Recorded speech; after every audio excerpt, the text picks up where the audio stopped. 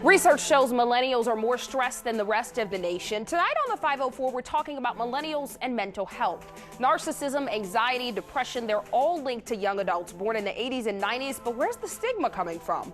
Plus, the hip-hop artist formerly known as Malice has a new film out telling us why he left the successful group Clips. I'm Sheba Turk, and the 504 starts right now.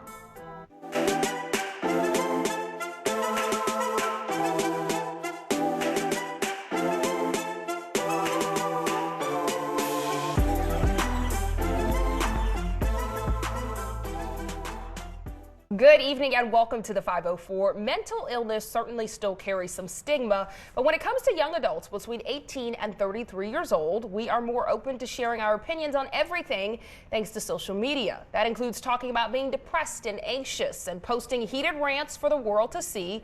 Millennials do have stressors like student loans that other generations didn't have to deal with, but when it comes to mental health, are millennials really worse off than other generations? Or are we just more open to sharing how we feel about things? So that's our discussion tonight. We've got a great panel for you. David Armand is an author. We'll be talking about his books later on in the show. Yaya Israel is a relationship expert, and Latasha Monet is a counselor. So welcome to the show, guys. Yaya, and welcome back. How's everyone feeling tonight?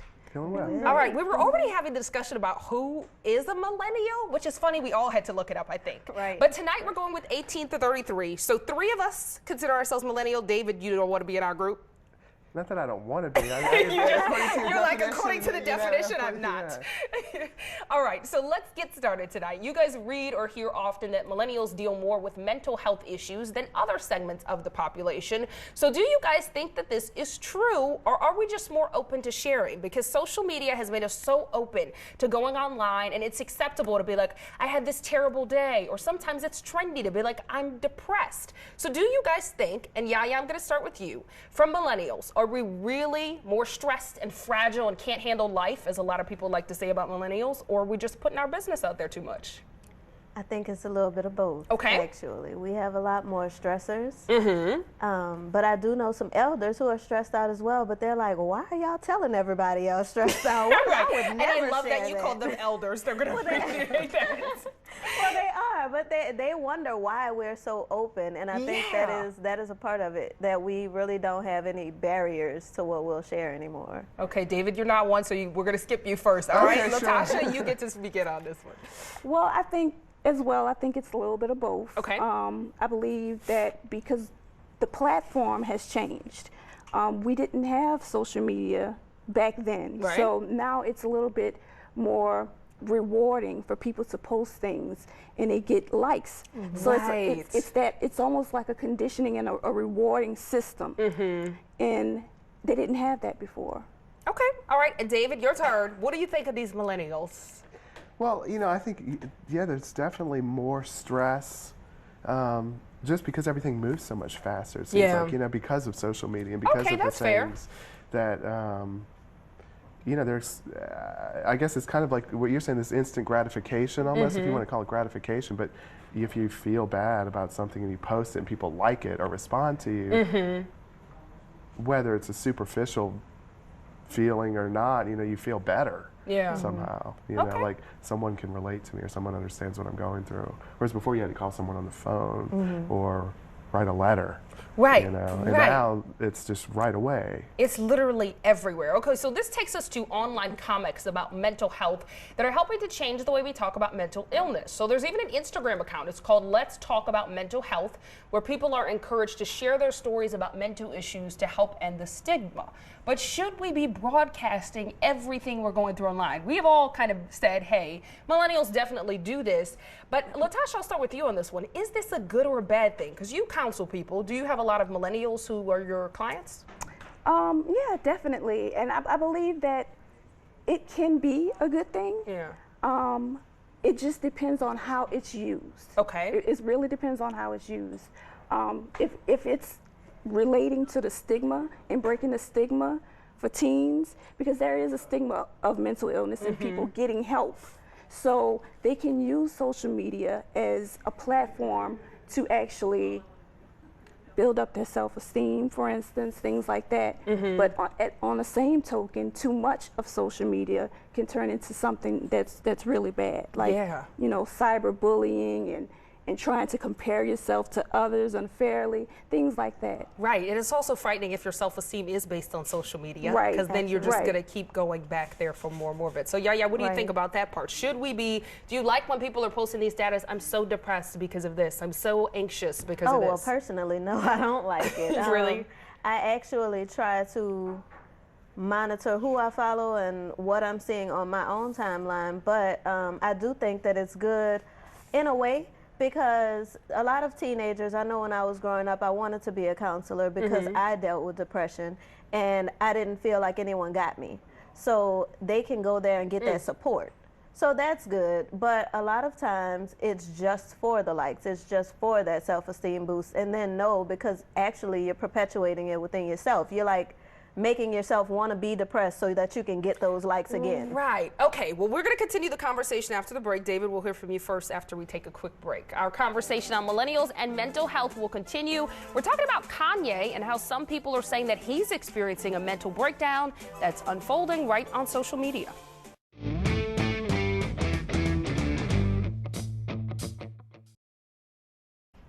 Welcome back to the 504. Tonight we're talking about mental health and millennials. And it's the norm to put your entire life on social media these days, which means the good, the bad, and the ugly.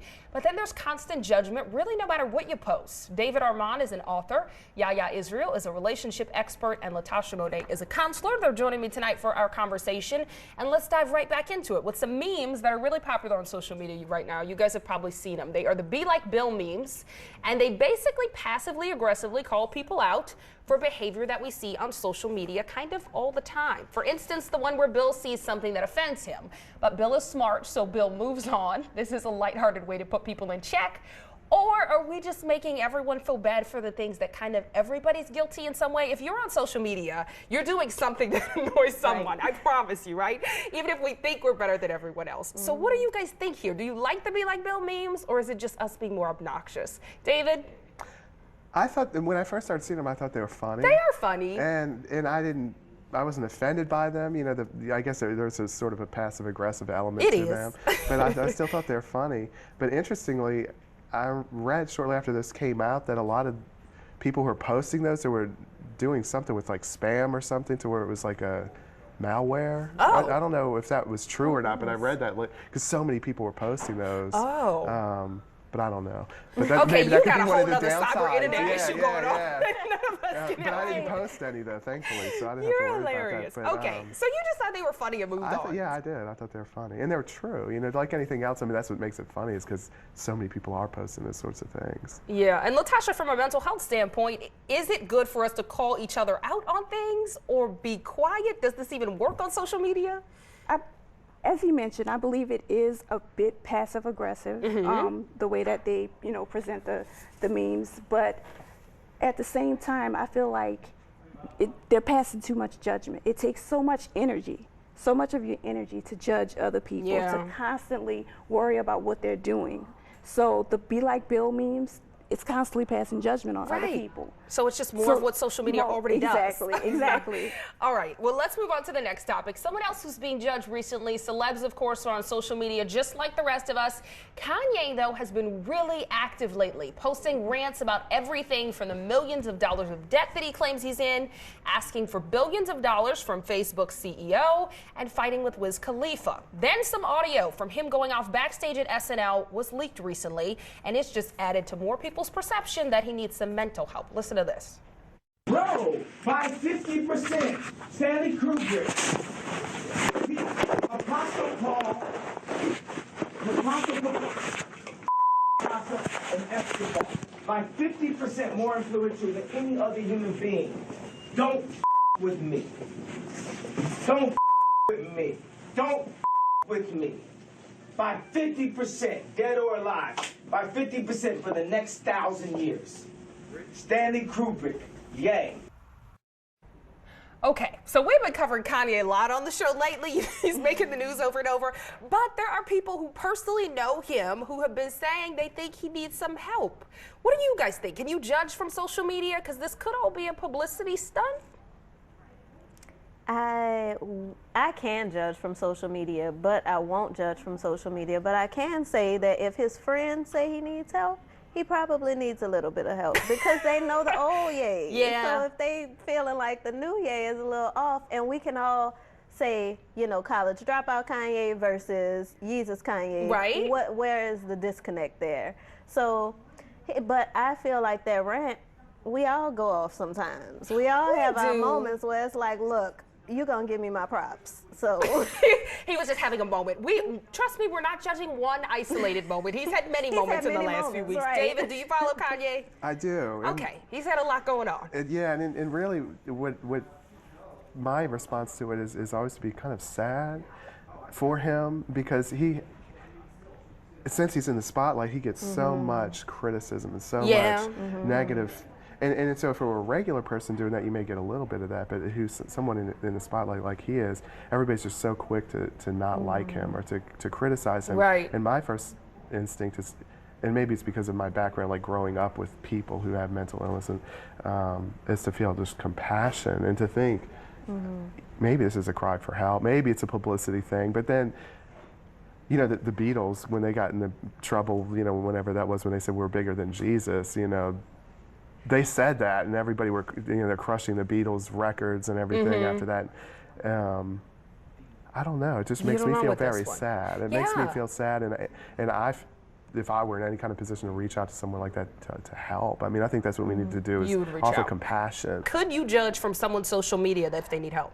No, definitely not. I believe from a professional standpoint, a lot of things, I would have to see him in person. To see more. Yeah, exactly, just to determine. All right, well, let's move on to the last topic. 92% of children have an online presence before they are 2 years old.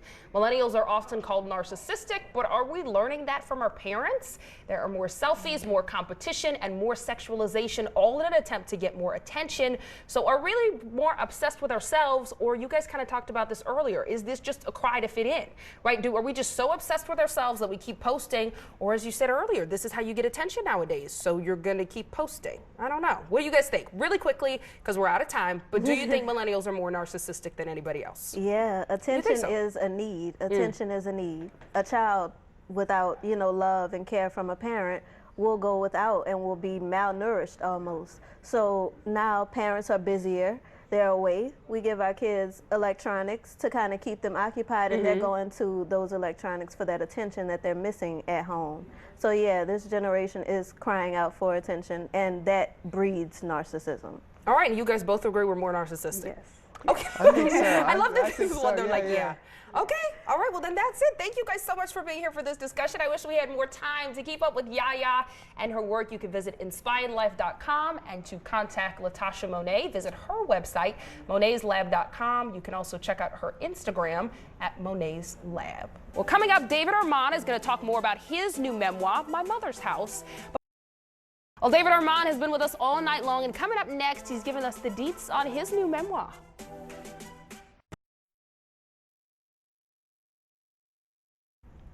All right, guys, well, Gambit magazine has named him of one of New Orleans' 40 under 40. That was back in 2014. He's already published several books. His latest work is a memoir titled My Mother's House, which explains what it was like growing up with a schizophrenic mother. David Armand is here to tell us more about the book. And let's just say you're working on number 6 now. Number 6. You are getting it done. Yep, I'm trying.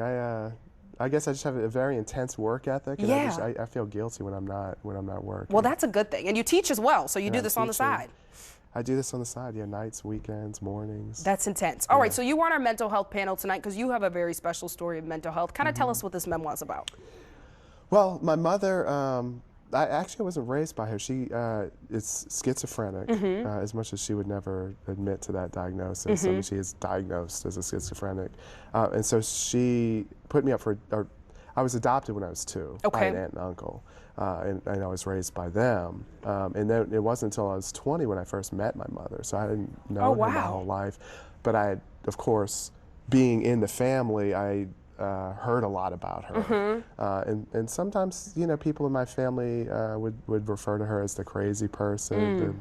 And not to be mean, but they would just say that. And that would always really hurt me because that's my mother. And I always thought of her as my mother, even though she didn't raise me. And so I met her when I was 20 and learned, that a lot of people who had told me about her, they were right insofar as her behaviors and this sort of thing. And then I sort of lost touch with her. And about, the time flies so fast, I guess it was about 5 years ago, she tried to commit suicide. And I found her. And they brought her to the emergency room. She was okay. And then that began this whole ordeal with me trying to get her in an institution, a place that could help her, and then realizing because she doesn't have insurance and she doesn't have money, that these places were quickly trying to get her out, put her somewhere else.